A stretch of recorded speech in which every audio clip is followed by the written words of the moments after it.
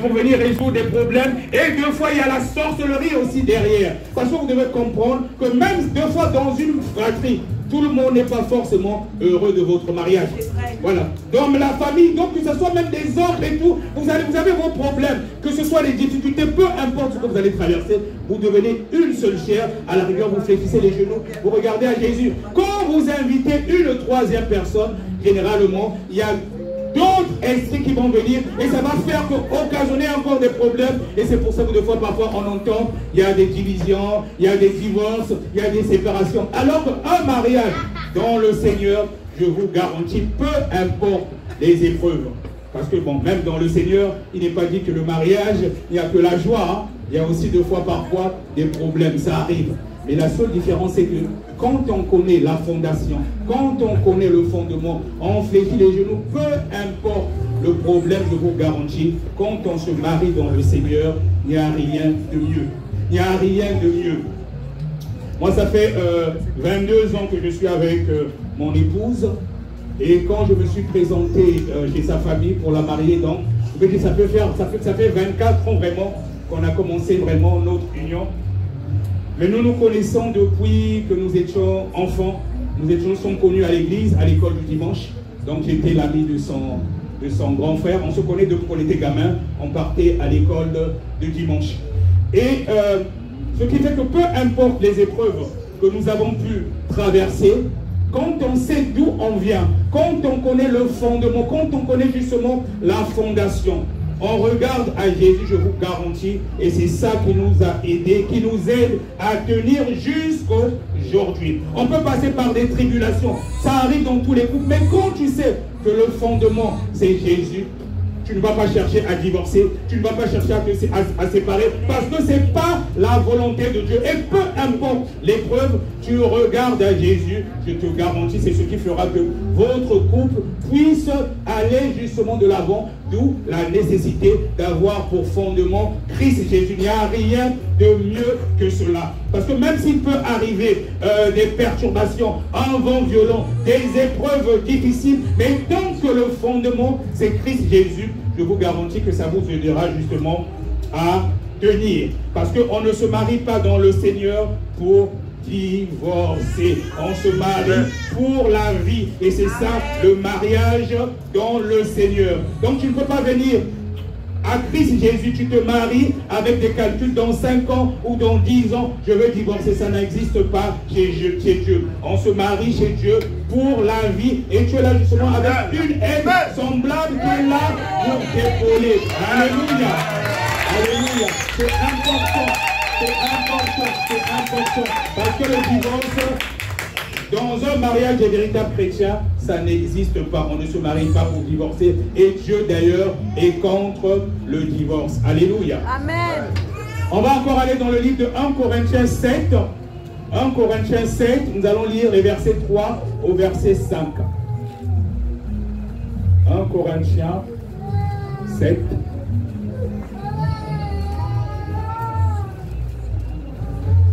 « 1 Corinthiens 7, nous allons lire les versets 3 au verset 5. 7, 3 à 5. Je vais essayer de faire un peu vite, je vois que le temps, ça passe tellement vite. 1 Corinthiens 7, 3 à 5. Nous lisons la parole de Dieu avec révérence. Il est dit que le mari rende à sa femme ce qu'il lui doit, et que la femme agisse de même envers son mari. La femme n'a pas autorité sur son propre corps. Le mari, mais c'est le mari. Et pareillement, le mari n'a pas autorité sur son propre corps, mais c'est la femme. Ne vous privez point l'un de l'autre, si ce n'est d'un commun accord, pour un temps, afin de vaquer à la prière. Puis retournez ensemble, de peur que Satan ne vous tente par votre incontinence. C'est important, bien-aimé. Il est dit que le mari rende à sa femme ce qu'il lui doit. Dans d'autres versions, on dit que l'homme donne à la femme son dû. Et que la femme agisse de même envers son mari. La femme n'a pas autorité sur son propre corps, mais c'est le mari. Donc ça veut dire que quand tu es marié, toi femme, tu n'as plus autorité sur ton corps, et c'est le mari qui a autorité sur ton corps. Et de même toi, la femme, tu n'as plus autorité sur ton corps, c'est le mari, donc c'est vice-versa. Et il est dit que le mari rende à sa femme ce qu'il lui doit. Amen. C'est la parole de Dieu. Donc ça veut dire que même si tu es fatigué, si ton mari a besoin de son dû, tu dois lui donner parce que tu ne t'appartiens plus. Donc ce cas, fallait rester chez tes parents.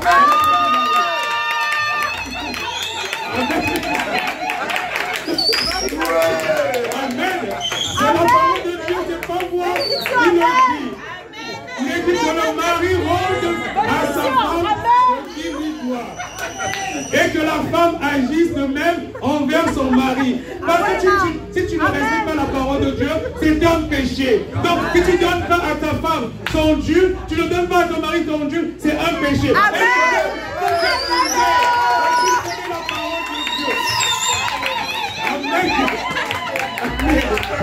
C'est la parole de Dieu. Non mais c'est important bien aimé. Nous devons savoir que tout se passe avant tout en esprit. Et donc, quand le diable nous accuse, quand on va à l'encontre de la parole de Dieu, il va dire à Dieu, bon, tu dis que ce sont des chrétiens, ils sont mariés. Là, le mari a besoin de sa femme, ou la femme a besoin de son mari. Mais l'un et l'autre refusent. Vous savez que ce n'est pas des véritables chrétiens. Donc, il va en profiter pour vous lancer une flèche. Il connaît la parole de Dieu. Donc, quand on va à l'encontre de la parole de Dieu, c'est un péché. Tu peux avoir une onction qui déborde, je ne sais pas comment. Mais si ton mari a besoin de toi, ou ta femme a besoin de toi, tu refuses, c'est un péché, il faut te repentir. Amen. Amen.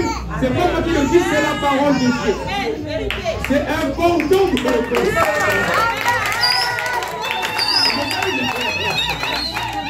Amen.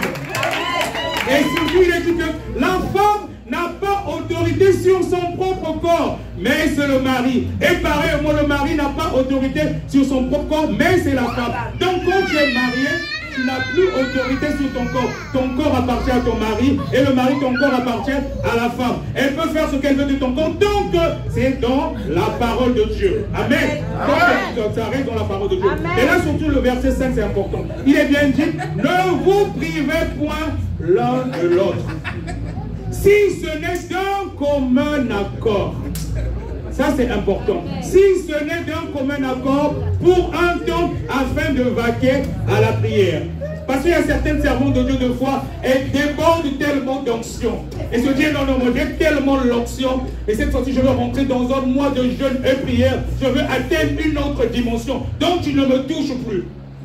Mais tu crois que tu dis ça, peu importe l'onction, peu importe les grâces que tu as, est-ce que tu as demandé la volonté de ton mari? Donc même si tu restes un mois de jeûne, tes prières, Dieu ne va même pas écouter parce que tu as désobéi à ton mari.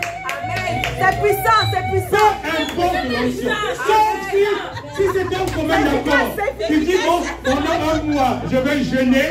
Tu ne me touches pas, c'est d'un commun accord, le mari est d'accord, Dieu agrée. Mais si le mari dit non, tu es dans ton jeu, mais moi je suis ton mari, je fais comment? Ah, tu es obligé de céder. Amen. Amen. Mais oui, c'est la parole de Dieu. Sauf d'un commun accord. Mais si tu fais toi-même, là tu es dans la rébellion. Tes prières, ça ne monte même pas, tu perds ton temps.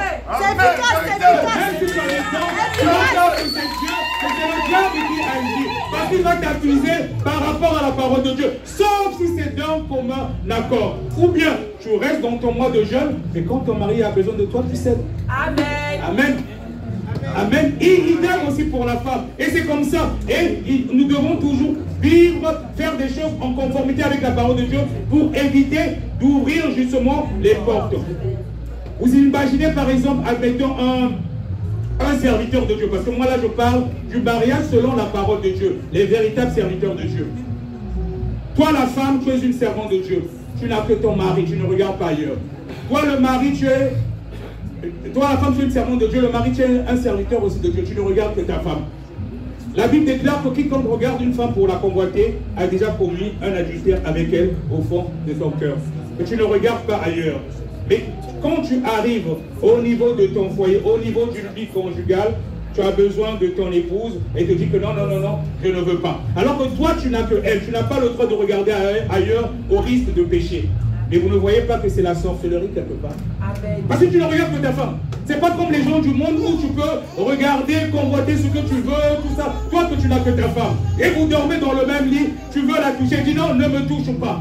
Mais quelque part, c'est de la sorcellerie. Amen. Et il y en a même dans le monde de foi, elles mettent tellement de trucs en bas, elles mettent même, je sais pas, des pantalons, jeans et tout, elles dorment comme ça pour que tu l'embêtes pas. Mais c'est de la sorcellerie.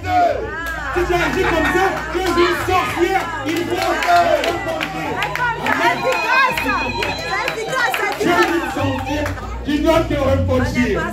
Alors, dans ce cas, il ne fallait pas se marier.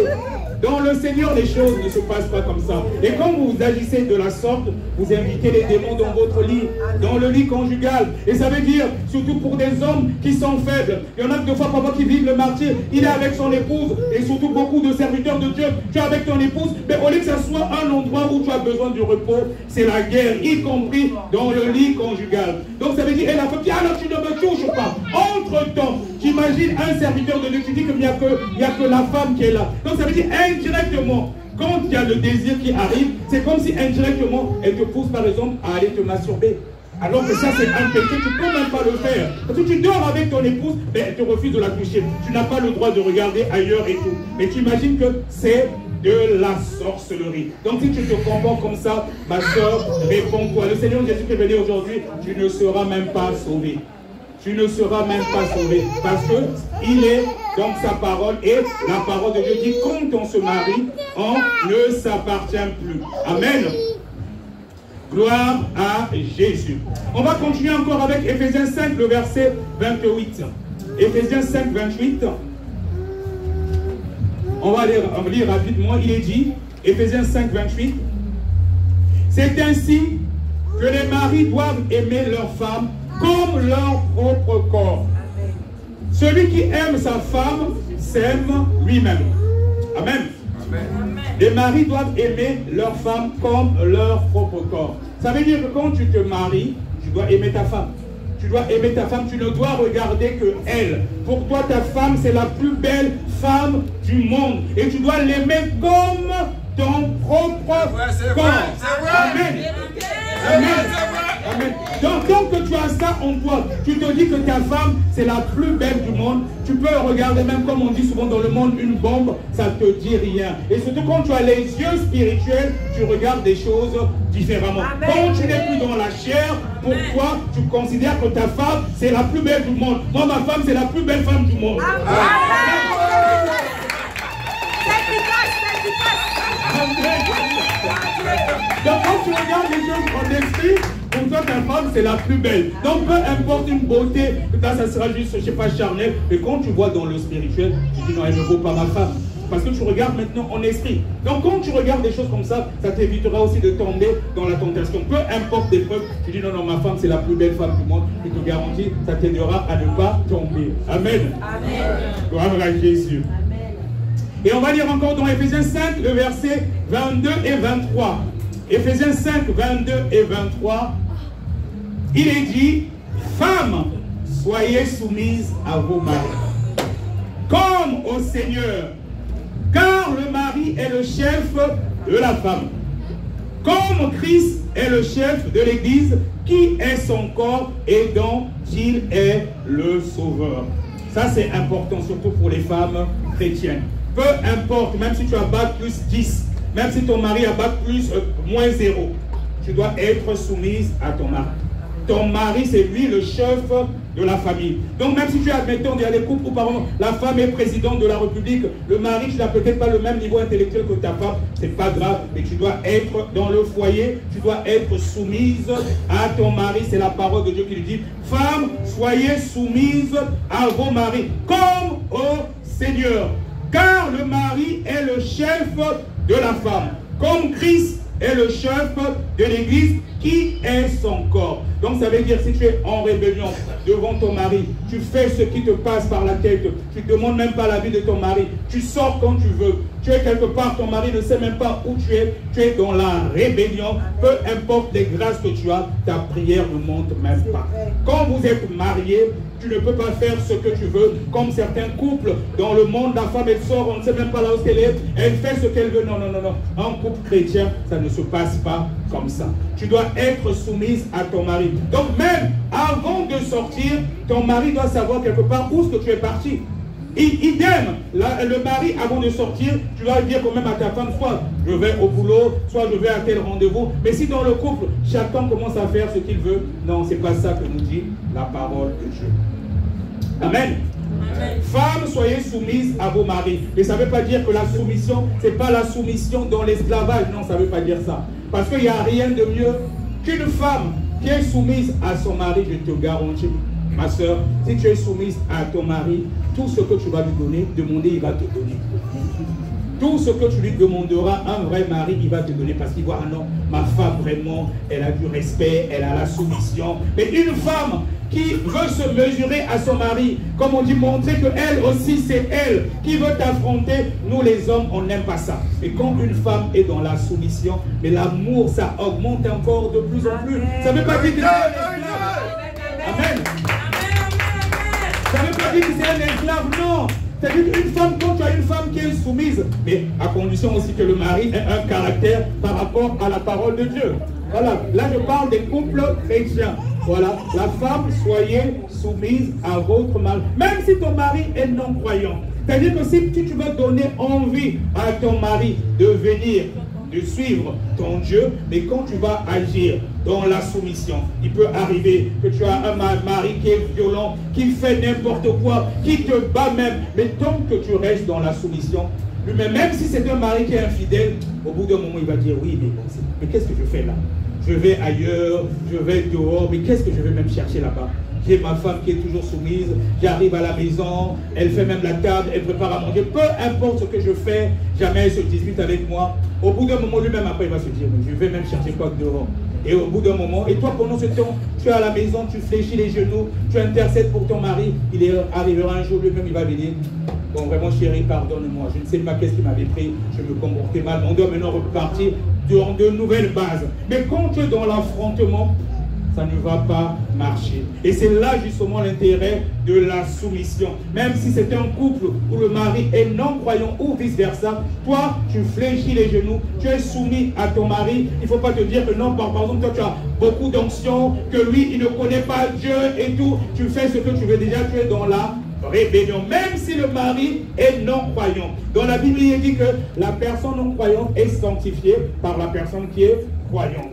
Donc, toi qui es croyant, continue à fléchir les genoux, tu intercèdes pour ton mari, mais surtout, ne rentrez pas dans l'affrontement. Il ne faut pas qu'il y ait des querelles dans un couple chrétien, même s'il arrivait peut-être qu'il y a eu une petite dispute, mais ne dormez pas comme ça. Et il y a d'ailleurs un verset qui le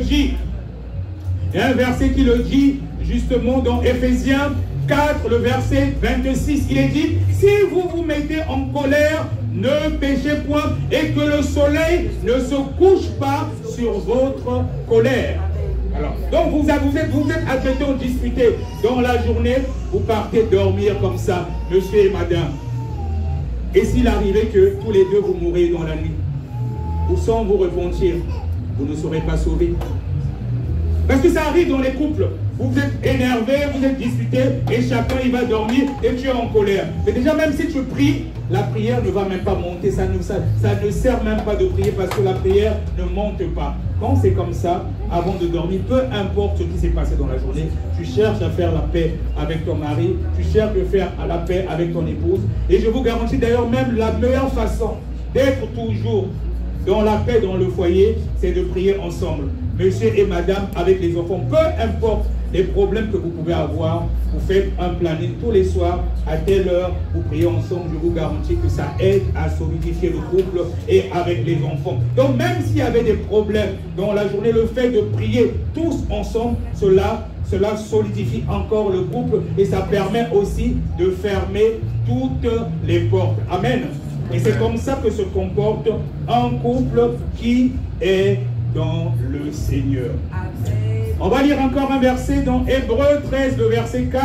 Il est dit que le mariage soit honoré de tous et le lit conjugal exempt de souillure. Car Dieu jugera les impudiques et les adultères. Que le mariage soit honoré de tous. Là, c'est important. Et là, c'est ce qu'on est en train de faire. Comme je disais, vous avez déjà eu à faire la dot. La dot, c'est avant tout quelque chose de symbolique. Et la dot est biblique. On a vu même Jacob, quand il est parti épouser Léa après Rachel, il a donné quelque chose de symbolique. Il faut toujours qu'il y ait quelque chose de symbolique qui puisse justement... qui est symbolique par rapport à l'alliance. Quand on voit même le Christ Jésus, on parle souvent de l'époux. Le Christ est lui l'époux. Et nous, l'Église, nous sommes l'épouse. Et on peut dire qu'il a payé par un prix fort de son sang. Le sang, c'est un peu comme une dot qui l'alliance entre nous et le Seigneur Jésus-Christ. Lui qui est l'époux, nous l'Église, l'épouse, il a payé de son sang. Donc on peut dire, et c'est le sang qui est une nouvelle alliance qui nous unit justement à Jésus, lui qui est l'époux, et nous l'épouse. Donc quelque part, la dot, c'est biblique. Quand il y a mariage, il faut toujours quelque chose qui symbolise justement cette union. Et c'est à cela que sert la dot. Et pourquoi on va voir les parents? Au début, c'est d'abord les parents, parce que les parents, quelque part, ce sont nos dieux sur la terre. Qu'ils soient chrétiens ou non chrétiens, ce sont nos dieux sur la terre. Il faudrait que les deux familles se rencontrent. Juste quelque chose de symbolique. C'est déjà ça qui constitue la dot. Après, on doit aller justement à l'état civil, parce qu'on est dans un pays, on est dans des états, il y a des lois pour qu'on reconnaisse que vous êtes marié et femme, il faut un document administratif. Si tu voyages, tu vas quelque part, pour qu'on dise monsieur ou madame Intel, c'est par rapport justement à l'acte de mariage. Et comme il est dit que d'honorer les autorités, on doit respecter les autorités, on est obligé de passer aussi par l'état civil. Mais après l'état civil, comme on est des chrétiens, il faut que le mariage soit aussi honoré à l'église, devant l'église et devant Dieu. Et c'est à cela justement que sert la bénédiction nuptiale, pour fermer justement toutes ces portes. Parce que si on ne fait pas la bénédiction nuptiale en tant que chrétien, quelque part dans le spirituel, c'est comme si vous n'étiez pas marié. Il y a des portes qui sont encore ouvertes. Et c'est pour cela que nous passons par cette étape. Il est bien dit que le mariage soit honoré de tous et le lit conjugal exempt de souillure.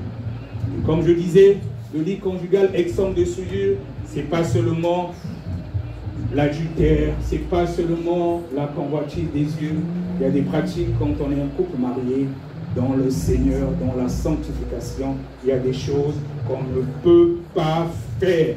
La bouche, je veux être cru, mais je n'ai pas le choix, il faut dire la vérité. La bouche par laquelle tu adores Dieu, où tu peux proclamer des oracles de l'Éternel, tu ne peux pas faire le cunnilingus avec ça.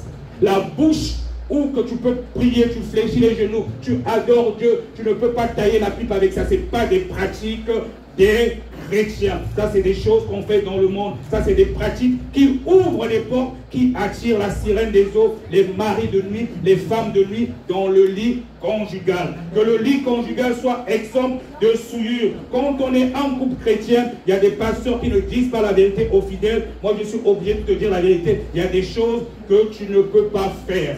Il y a des choses que c'est le diable qui a fait cela pour t'accuser. Il va t'accuser parce qu'il y a ce qu'on appelle justement le Kama Sutra. Il y a des pratiques qui n'ont rien à voir avec la parole de Dieu. Il y a des pratiques qui n'ont rien à voir avec la parole de Dieu. Quand tu fais ces pratiques-là, vous devenez comme des chiens et le diable va vous accuser, vous attirer des démons dans le lit conjugal. Si tu es avec ta femme, tu commences maintenant par partir. Je suis obligé de dire la vérité, par derrière comme des chiens. Tu le fais, tu attires des démons dans le lit conjugal. Votre lit, il est souillé. Que le lit conjugal soit exempt de souillure. Donc il y a la bénédiction nuptiale, mais vous devez veiller aussi à certaines pratiques en tant que couple chrétien dans la sanctification qu'on ne peut pas faire, sinon ça va ouvrir les portes. Il y a des pasteurs qui ne disent pas la vérité. Moi, mon but, mon frère, ma soeur, c'est que nous soyons tous sauvés. Je ne veux pas cacher la vérité qui est dans la parole de Dieu. Il y a des pratiques, c'est le diable qui a inventé. Il y en a qui suivent des films qui ne glorifient pas Dieu. Ils commencent à copier certaines pratiques et ils font aussi dans le lit conjugal. Nous, en tant que chrétiens, on ne doit pas faire cela. Le lit conjugal doit être exempt de souillure. Des fois, on peut se dire, oui, on ne comprend pas comment on a certaines limitations. Les choses n'avancent pas. Mais est-ce que ton lit conjugal est exempt de souillure? Qui tu as invité dans ton lit conjugal? Des fois, tu es là à faire des couches de nuit, des maris de nuit, des femmes de nuit. Mais et pourtant, vous êtes mariés. Il y a peut-être des entités que vous invitez vous-même dans votre lit. Donc, quand on va passer à la bénédiction nuptiale aujourd'hui, s'il y avait encore des liens, on va briser tous ces liens et on va fermer justement cela pour qu'il n'y ait plus une autre entité qui vienne dans votre lit conjugal. Et c'est ça justement le rôle aussi de la bénédiction nuptiale, de fermer toutes les portes. Amen. Amen. Amen. On ne doit pas faire n'importe quoi quand on est marié dans le Seigneur. Alléluia. Amen. Gloire à Jésus. Et même par rapport à certaines mesures contraceptives, il faut faire attention.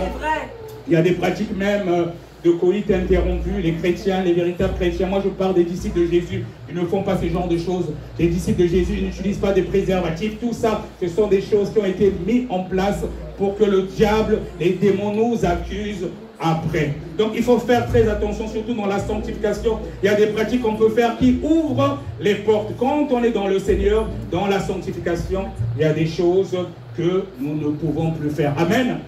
Gloire à Dieu. Je ne suis pas acclamé pour Jésus. Je vois que le temps presse. Le temps presse.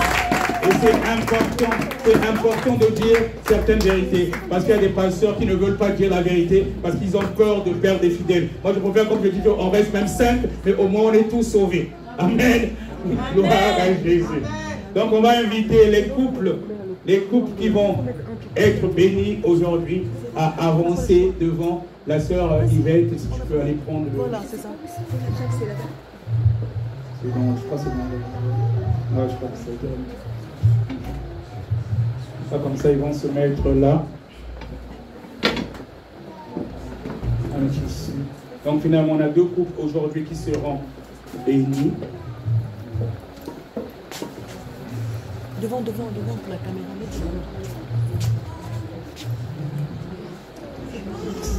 Encore.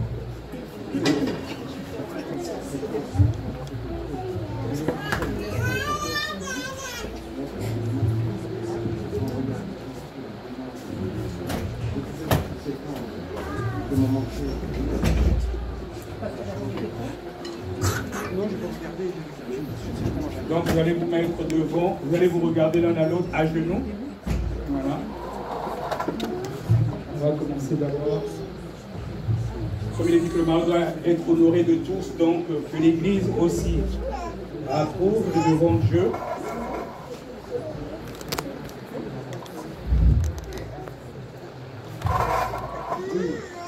Donc monsieur et madame, quand vous assumez comme ça, chacun doit de ce côté, par exemple, monsieur là, vous regardez en fait. C'est-à-dire que vous vous mettez à genoux, vous regardez tous les deux. Voilà. Dans le sens de la caméra. Dans l'autre sens.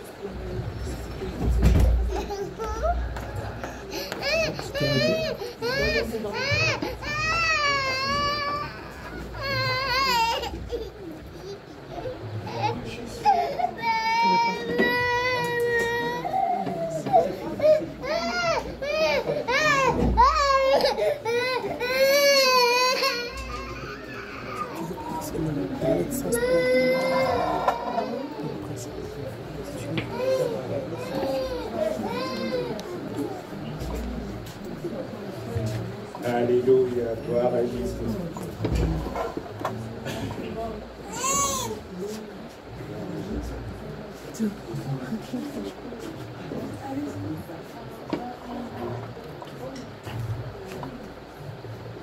Amen.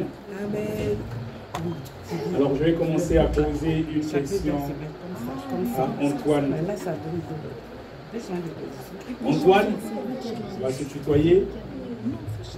J'espère que tu es conscient de l'engagement que tu prends aujourd'hui et que un mariage